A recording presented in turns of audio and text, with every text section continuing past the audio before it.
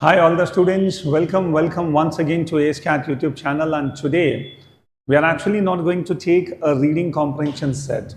And today students we are going to discuss a very important pattern which actually comes in CAT, and इसका जो एक latest pattern है जो पिछले 3-4 सालों से we people are seeing in CAT, we are going to discuss that.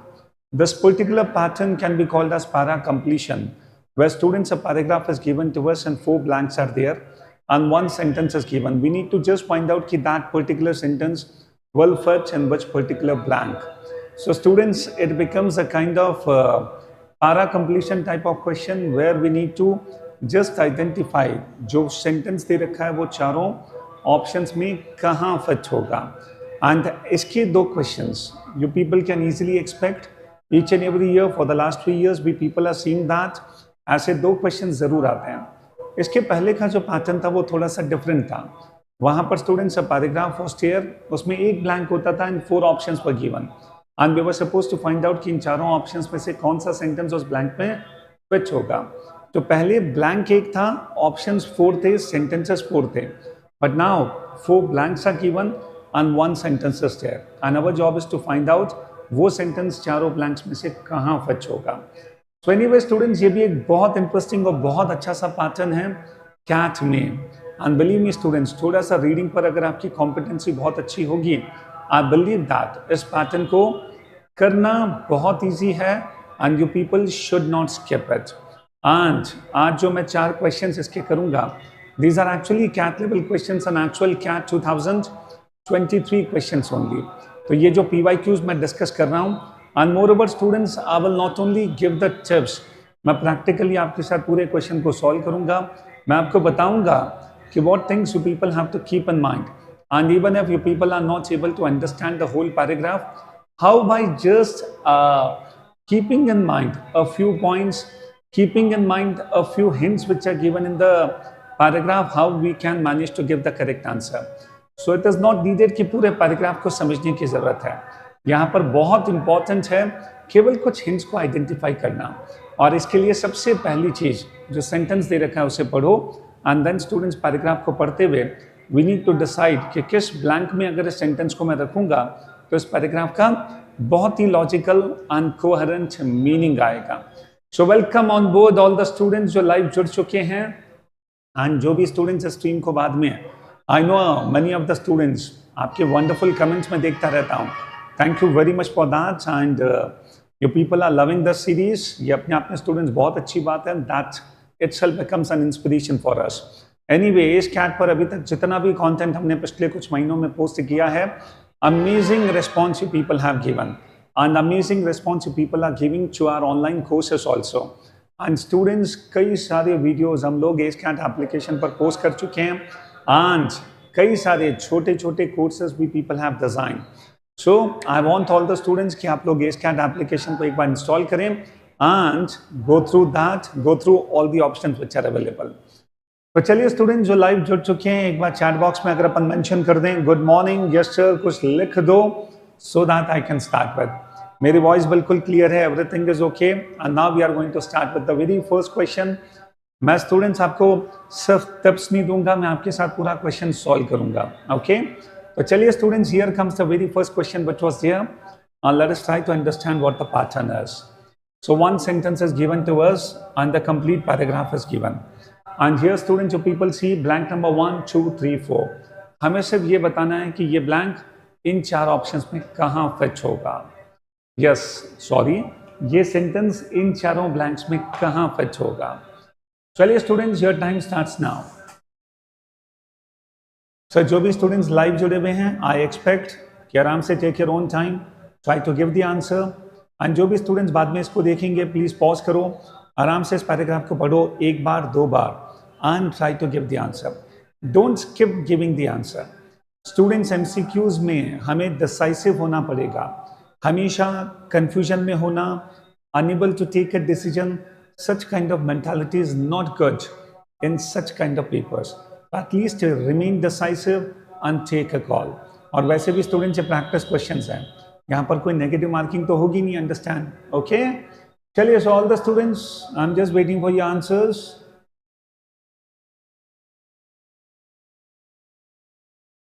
Yes come on, yes come on.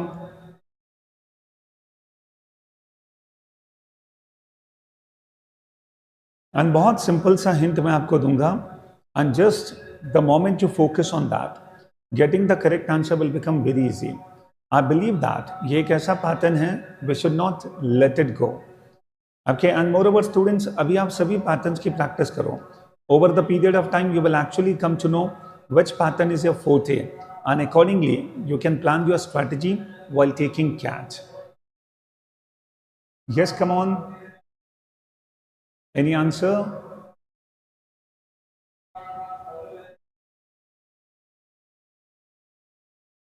Yes, I'm just waiting for your answer.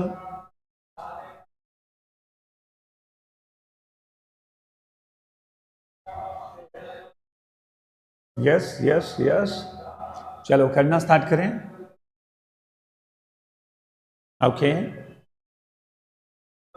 चलिए इस क्वेश्चन को करते हैं. And this was one of the actual questions which was there in CAT 2023. So कोई भी student, sir is it a CAT level question? No, it was an actual CAT question.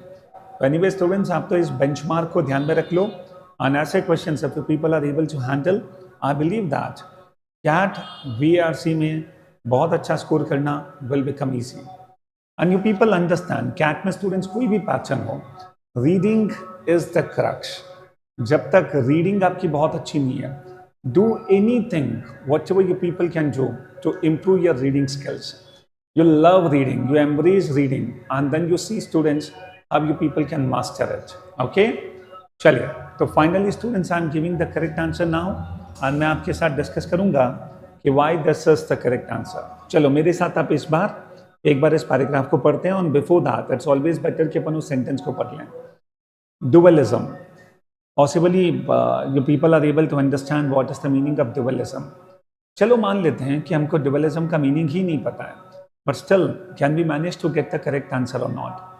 Otherwise students हम लोग थोड़ा बहुत guess कर सकते हैं. dual का मतलब ही दो, तो जो दो opposite aspects की बात करें, दो contrasting aspects की बात करें, so that is what dualism is all about.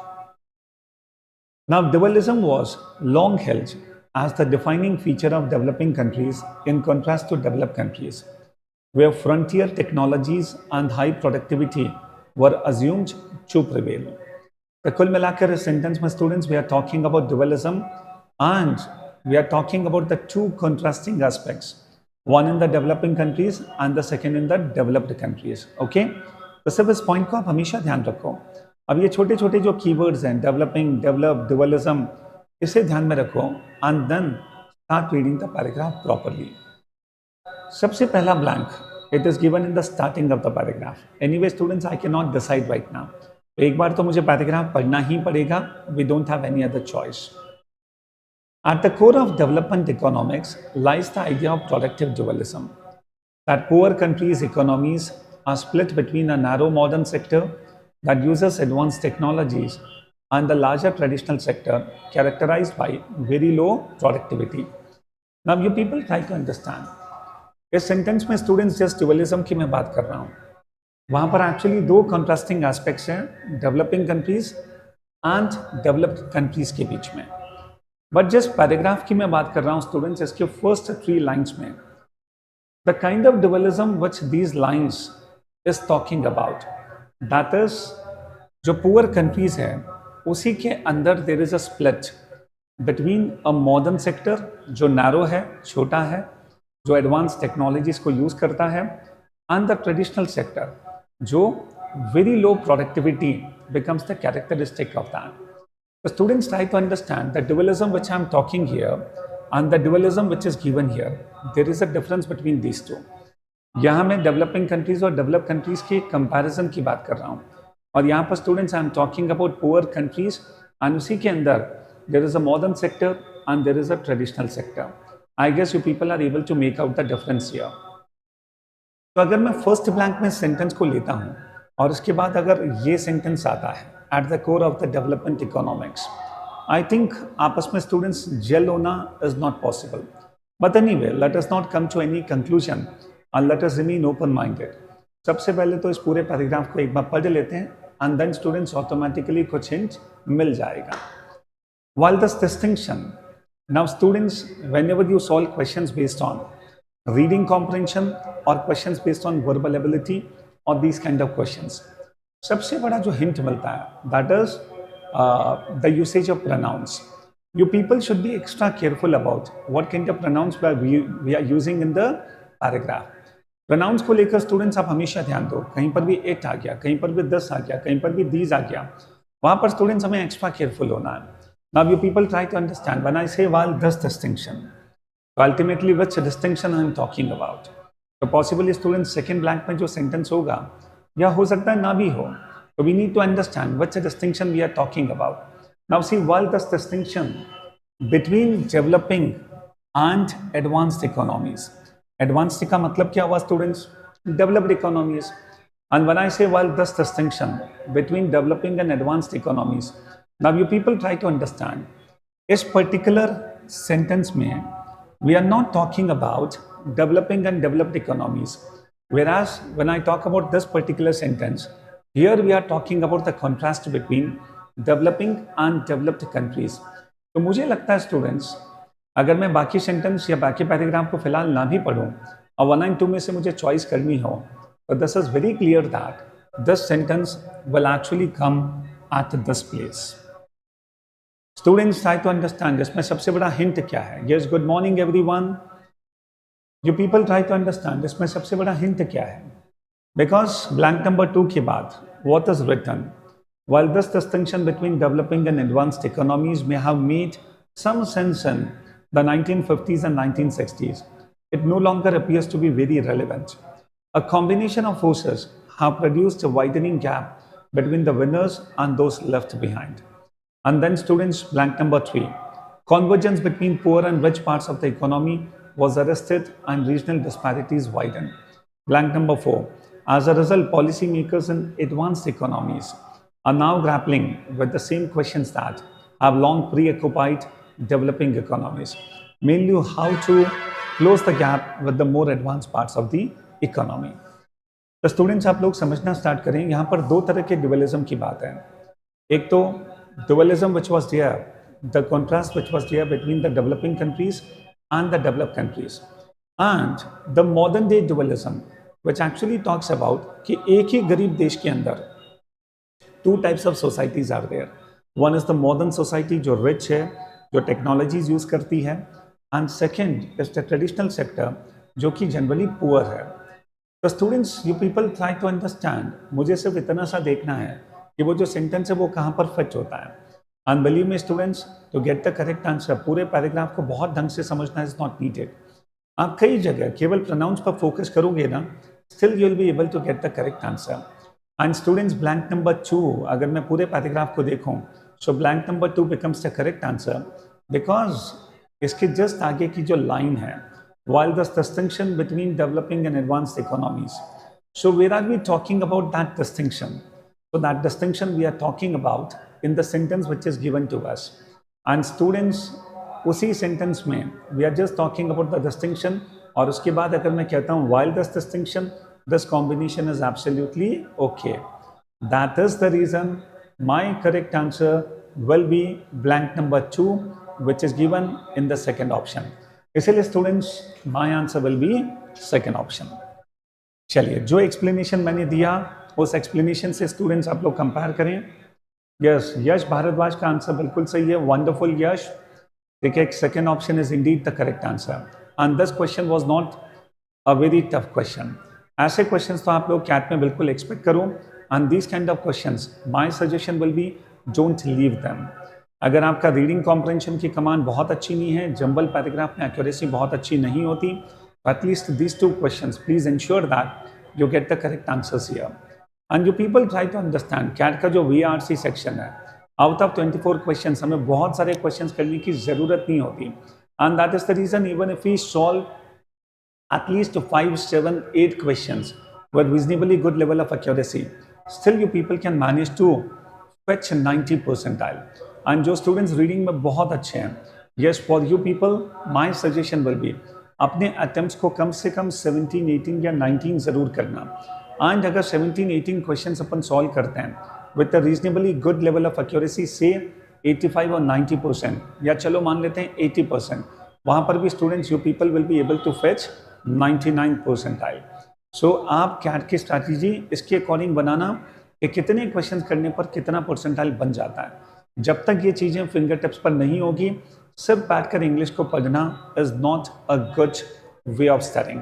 सबसे पहले कैट के नेचर को समझोगे तो that will actually help you a lot. So this particular question, the correct answer is second option. And now students, we are going to take the second question. Yes, all the students, your time starts now. जितने भी live जुड़ चुके हैं, I would appreciate अगर सारे students, you people start giving the answers. There is one question. Sir, is today's class about para completion? Yes, yes. Today we are going to have para completion. We are not going to discuss reading comprehension today. We are going to discuss para completion only. So we are going to take 4 questions today. First we have discussed, and second we are going to start with. Come on, all the students start giving the answers. Another wonderful question. बहुत छोटा सा hint, अगर वो ध्यान में रखोगे, you'll be able to give the correct answer.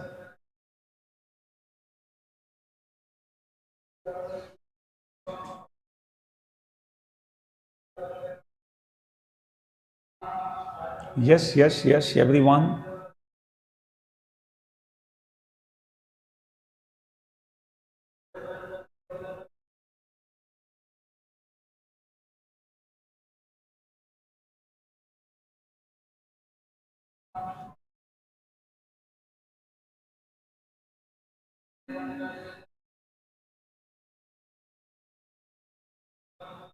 Yes, anyone giving the answer?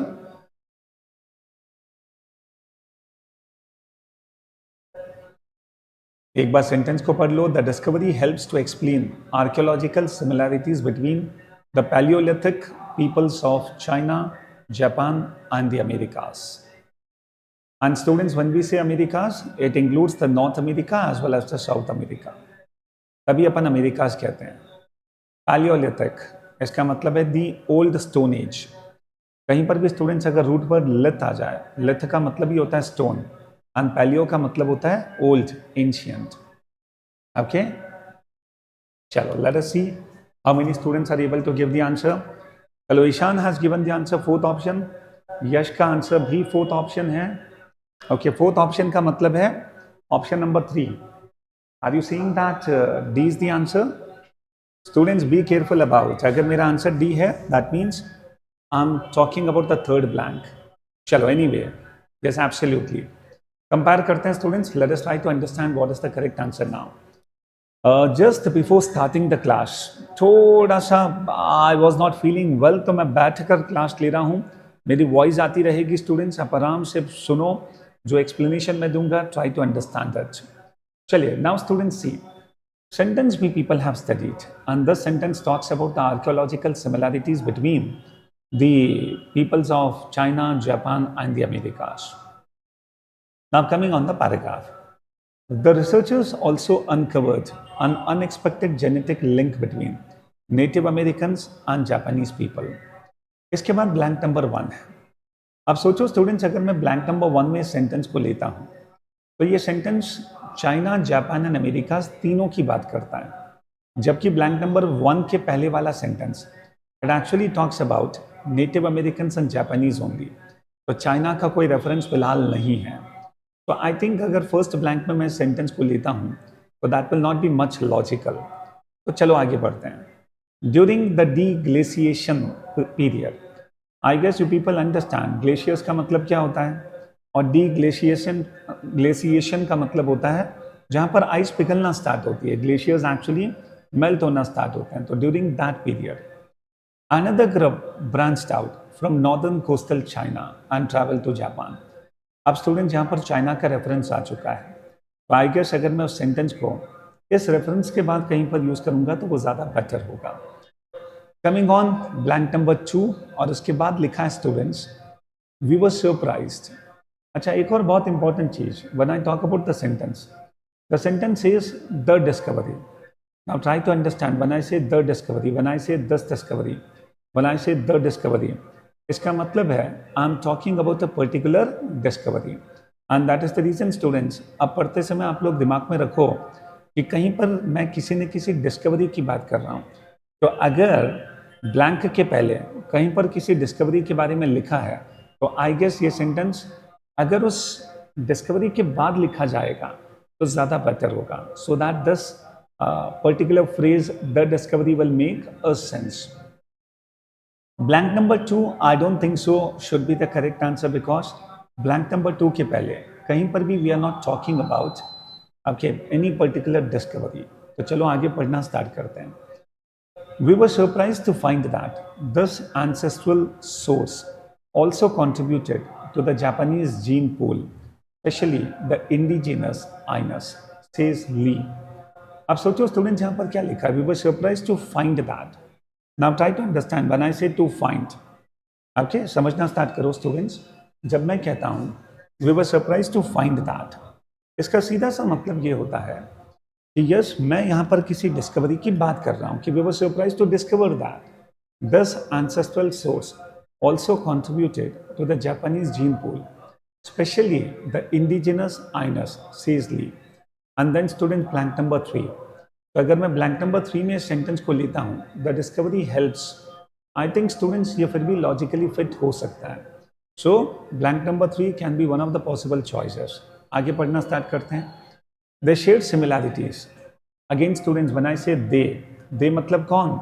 The peoples of China, Japan and America. अगर मैं ब्लैंक नंबर 3 में सेंटेंस को लेता हूँ तो ये दे जो इसके जस्ट बाद लिखा है वो किसको रेफर करेगा?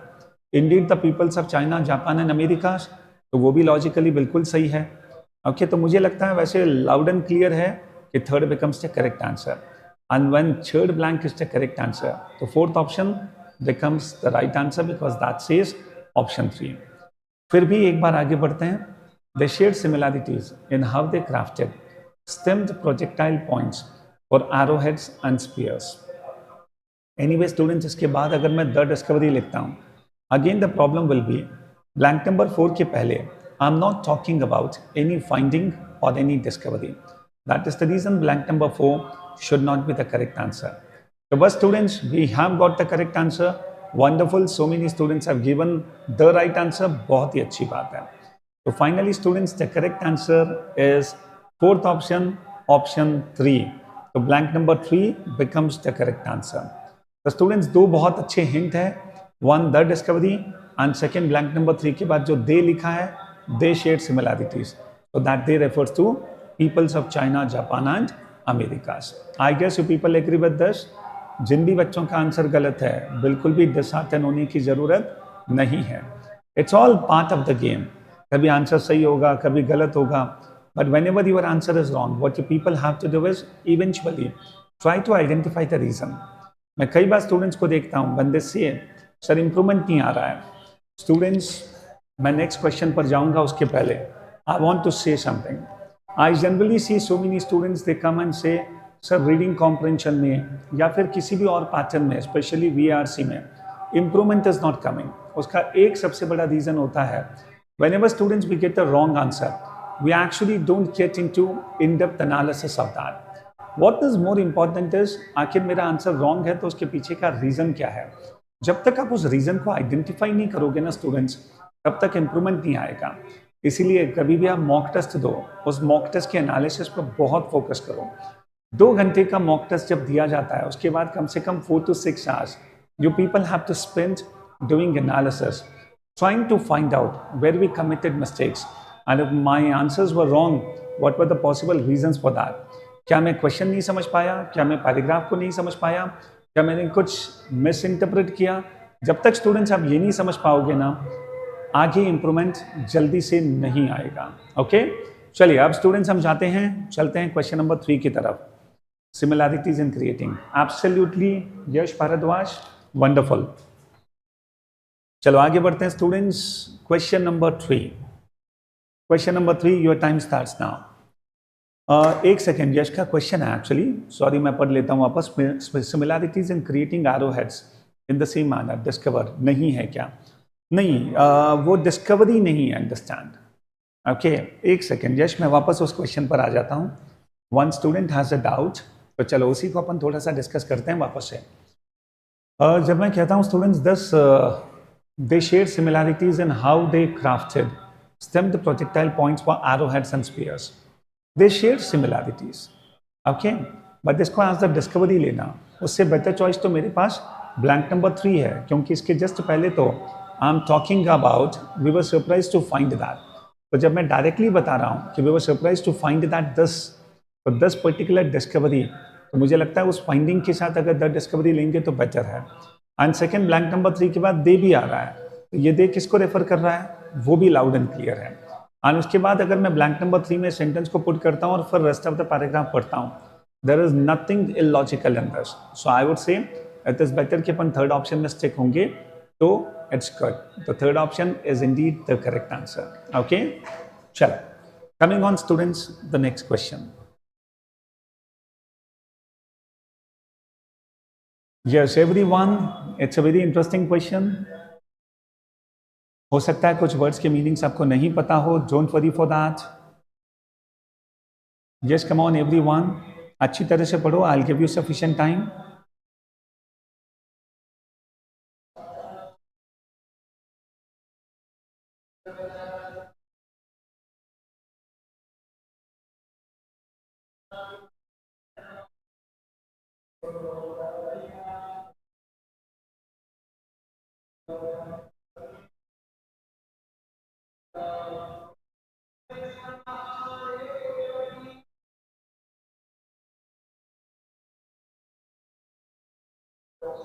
Yes, anyone?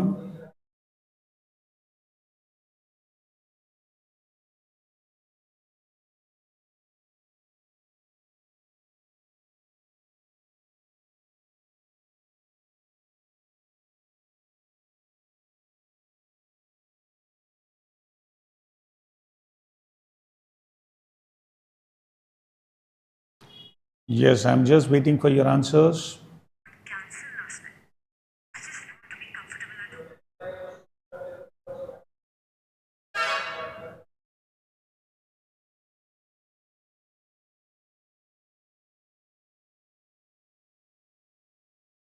Veer, Ishan. Yes, Ishan has given the answer. Wonderful. Ishan has become the first one to give the answer. Yes, waiting for your answer.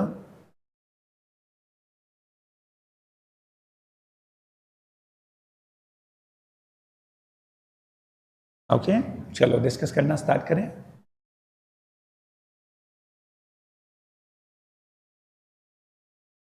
Okay, चलो लेट अस सी now. देखते हैं ईशान का answer सही है कि नहीं है. Rest of the students, और भी कोई लाइव है तो please give the answer. And जितने भी स्टूडेंट्स बाद में हैं इस पूरे स्ट्रीमिंग को देखेंगे, प्लीज़ इंश्योर दैट सबसे पहले आप ट्राई करोगे and then you will listen to my answers. चलिए, coming on students, what the sentence is. Thus philosophical cut. वापस से ध्यान देना, द प्रोनाउन इज दस. सो स्टूडेंट्स, व्हेन आई से दस फिलोसॉफिकल कट, यस, इसका मतलब है स्टूडेंट्स कहीं ना कहीं किसी फिलोसॉफिकल कट की बात हो रही है.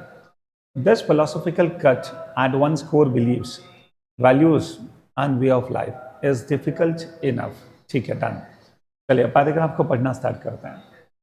The experience of reading philosophy is often disquieting.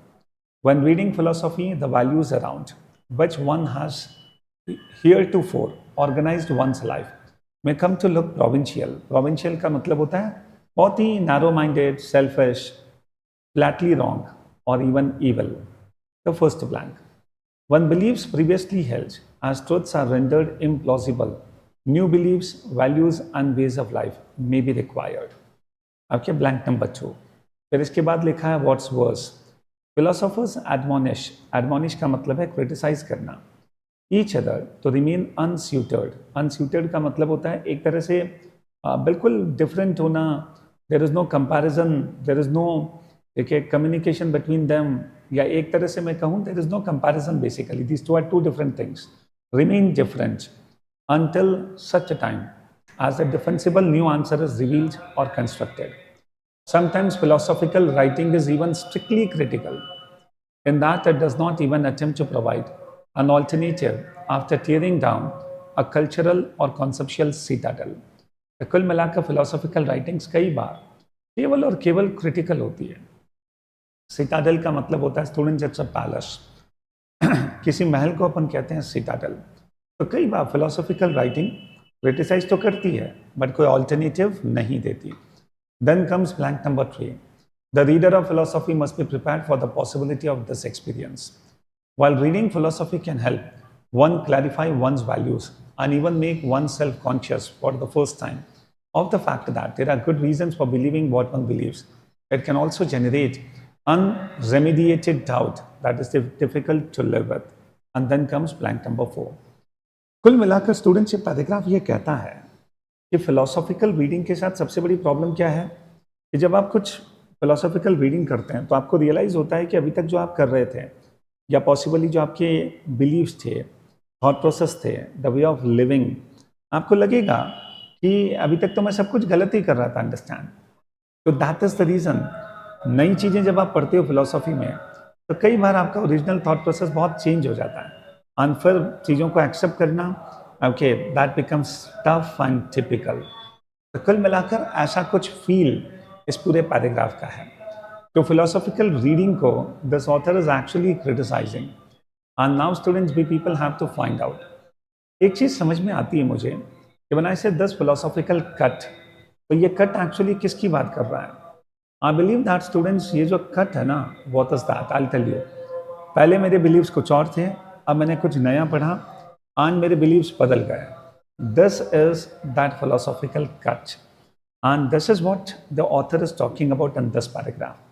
अब मुझे ये देखना है कि फिलोसॉफिकल कट वाला पॉइंट कहाँ पर फिट होता है। तो चलिए students, I want to see your answers. Ishaan का आंसर आ चुका है, वीर का आंसर आ चुका है एंड यश का आंसर आ चुका है। चलिए ठीक है, अब देखना स्टार्ट करते हैं।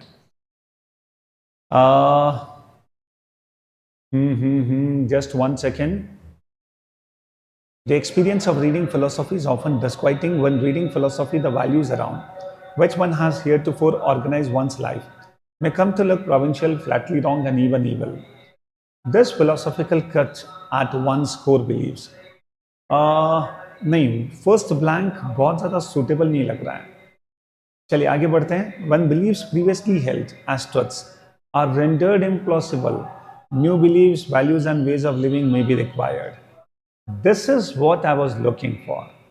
ये स्टूडेंट्स वो सेंटेंस है जो कि एक्चुअली मैं चाहता था कि दिस इज दैट सेंटेंस। उसके बाद अगर मैं इसको लेता हूँ तो absolutely correct. This is that philosophical cut which I am actually talking about. तो स्टूडेंट्स, मैंने आपको एक्सप्लेन किया था फिलोसॉफिकल कट का मीनिंग क्या है कि पहले मेरे बिलीव्स कुछ और थे, अब बिलीव्स बदल रहे हैं या कुछ नए बिलीव्स आ रहे हैं because of reading new philosophy. Understand? So when beliefs previously held as truths are rendered implausible, new beliefs, values and ways of living may be required. और ये जो philosophical cut है at one's core beliefs, values and way of living is difficult enough. So exactly students, blank number 2 becomes the correct answer.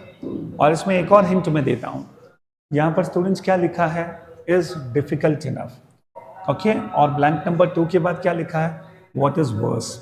तो you people try to understand, जब मैं किसी चीज़ को verse दिखाता हूँ इसका सीधा सा मतलब है उसके पहले कुछ ना कुछ तो बुरा मैं डिस्कस कर चुका हूँ। तो when I say it is difficult enough and what is verse is, okay?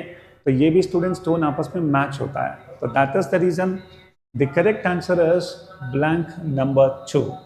I guess all the students आप एग्री करते हैं? आई गेस कुछ बच्चों का आंसर इसमें गलत है। सुमित प्रसाद का आंसर 4th ऑप्शन रॉन्ग है। सुमित, यश का आंसर, यश ने आंसर दिया था यस ऑप्शन नंबर 2 एब्सोल्युटली। मतलब अगर आप ऑप्शंस में देखोगे तो 3rd ऑप्शन हमें मार्क करना है क्योंकि blank is 2। Okay, blank number 2। तो यस, यहाँ तक पहुँच कर भी कई बार स्टूडेंट्स कि सर ब्लैंक नंबर 2 है इसीलिए मैंने बी मार्क कर दिया। Don't commit that mistake. CAT का स्टूडेंट हमेशा हमेशा बहुत केयरफुल होता है। अंडरस्टैंड? कैट का स्टूडेंट ऑप्शंस भी केयरफुली पढ़ेगा फिर मार्क करेगा। Please understand. ओके, तो इसीलिए the correct answer is 3rd C because option number 2 is the right answer. I hope the point is clear. सभी स्टूडेंट्स एग्री करते हैं इससे?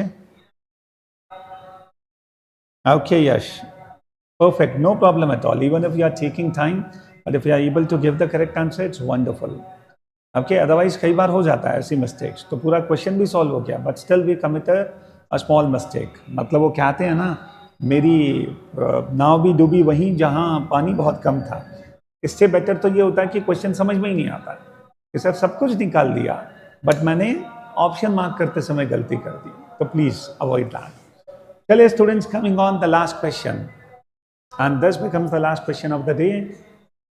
यस, बहुत ही अच्छा सा क्वेश्चन है, इंटरेस्टिंग है, बहुत छोटा सा हिंट है, बहुत ही छोटा सा हिंट है। मतलब वो एक हिंट आप पकड़ लोगे ना तो एक्चुअली पूरे पैराग्राफ में कुछ करना ही नहीं, understand. Yes, I want start giving the answers now. और सभी स्टूडेंट्स स्ट्रीम को लाइक ज़रूर करो, चैनल को सब्सक्राइब करो, अपने दोस्तों तक ज़रूर पहुंचाओ। अगर आपको हमारे एफर्ट्स बहुत अच्छे लग रहे हैं तो please ensure that you people help us in getting in touch with your friends as well.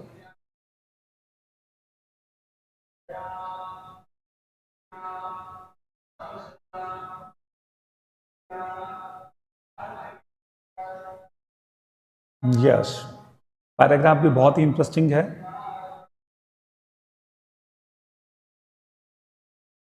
मतलब लोग क्या क्या सोचते हैं, मतलब फर्स्ट लिप किस कहाँ से स्टार्ट हुआ, मतलब even that becomes a topic of research for many people.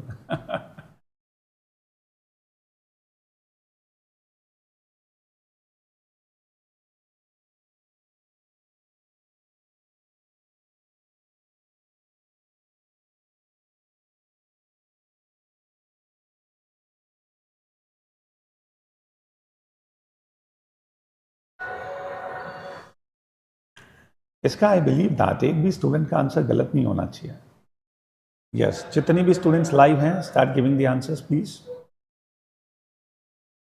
Sumit is the first one to give the answer. Okay, Sumit. Okay, okay.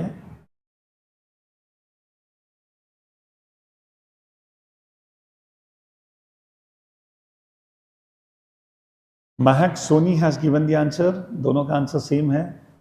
Sumit और महक दोनों का आंसर सेम है। Okay okay. यश, अब तो आंसर दे दो फटाफट। वीर व्लॉग्स,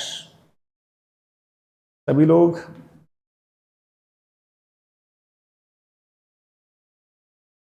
सुमित, आप कहाँ से हो बेटा? Which place you belong? चलो, Veer has given the answer, same answer. Yes, I am so happy to see that सबके आंसर्स बिल्कुल सेम है। आंसर सही है या गलत, that I am going to disclose now. Okay okay so much. And Ishan has also given the answer. क्या बात है, ईशान का आंसर भी सेम है। चल भाई यश, तेरा ही वेट कर रहा हूं अब तो। And Yash has also given the answer. तो फाइनली स्टूडेंट्स, इसमें सबसे बड़ा हिंट क्या है? देखो, वैसे तो लंबा चौड़ा पैराग्राफ है किसिंग को लेकर, जिसको बहुत मज़ा आ रहा है वो 2 बार पढ़ ले, 3 बार पढ़ ले। Okay, I don't have any problem at all. But वहाँ पर ठीक है, ये मत भूल जाना कि हमें करेक्ट आंसर देना है। ओके, तो चलिए स्टूडेंट्स, सेंटेंस क्या कहता है? And probably much earlier, moving the documentation for kissing back 1000 years compared to what was acknowledged in the scientific community. अब पैराग्राफ पढ़ना स्टार्ट करो। Research has hypothesized that the earliest evidence of human lip kissing originated in a very specific geographical location in South Asia 3500 years back. तो यहाँ पर students time period क्या दे रखा है? 3005 years back. And इसके बाद first blank, then from there it may have spread to other regions, simultaneously accelerating the spread of the herpes simplex virus 1. According to Dr. Charles Pank Arbol and Dr. Sophie Lunge, जो भी नाम है, और सबसे important है students, my suggestion to everyone, इन सब names को हमें पढ़ने की जरूरत भी नहीं है। ओके, इनको पढ़ने में टाइम वेस्ट बिल्कुल मत करना, अंडरस्टैंड। तो केवल ग्लैंस करो, whatever the names are given, let us not worry for that. So according to these people, who in a new article in the journal Science draw on a range of written sources from the earliest Mesopotamian societies, kissing was already a well-established practice 4500 years ago in the Middle East. बस यहीं पर सबसे बड़ा hint है। पहले हमें पता था 3500 साल के बारे में, और अब स्टूडेंट्स हमें पता चला 4500 साल पहले मेसोपोटामियन सिविलाइजेशन में ऐसा होता था। अब सोचो स्टूडेंट्स, इस सेंटेंस में क्या लिखा है, moving the documentation for kissing back 1000 years. इसका मतलब है अर्लियर 3500 साल, बट नाउ 4500। ये अपने आप में स्टूडेंट्स बहुत बड़ा हिंट है। So needless to say that the correct answer to this question is second blank. तो second blank becomes the correct answer, because इसके बाद अगर मैं वो सेंटेंस लेता हूं तो ये जस्टिफाई करेगा कि yes, moving the documentation for kissing back 1000 years. So therefore, students, second option becomes the correct answer, and when option number 2 is the correct answer, the correct answer will be D. So fourth option is the right answer. Okay, तो blank number 2, which is given in the fourth option, that becomes the correct answer. और सबसे बड़ा hint है 1000 years. तो इससे ये पता चलता है कि कैट वाले आपसे बहुत ज़्यादा डेप्थ में मीनिंग को समझना ये एक्सपेक्ट नहीं करते। कैट वाले आपसे ये एक्सपेक्ट करते हैं कि आप कैसे हिंट्स को आइडेंटिफाई करो, आप कैसे स्टूडेंट्स हिंट्स को आइडेंटिफाई करके करेक्ट आंसर्स निकालते हो। And that is the reason students, you people understand, ये फिलोसॉफी का टेस्ट नहीं है, this is basically a test of English language. तो स्टूडेंट्स, ये प्रयास हमारा अगर आपको बहुत अच्छा लगा हो, ओके, तो प्लीज इंश्योर दैट आपके जितने दोस्त कैट की तैयारी कर रहे हैं वहां तक इस कैट चैनल को जरूर पहुंचाएं। And all the students, it's not only about VRC, but can't को लेकर, DILR को लेकर पूरी सीरीज चल रही है। So thank you very much that you people were with us live. यश बिल्कुल सही, एब्सोल्युटली वही सबसे बड़ा हिंट है। ओके, तो चलो मिलते हैं वापस से जल्दी से, एंड कल possibly we are going to have the next live, जिसमें एक बहुत अच्छा रीडिंग कॉम्प्रहेंशन का पैसेज हम लोग डिस्कस करेंगे। Okay, so see you soon and all the best and keep working. Thank you very much. Thank you Yash, thank you Ishan, thank you Sumit, thank you Mahak, thank you Veer, everyone, बहुत बहुत धन्यवाद।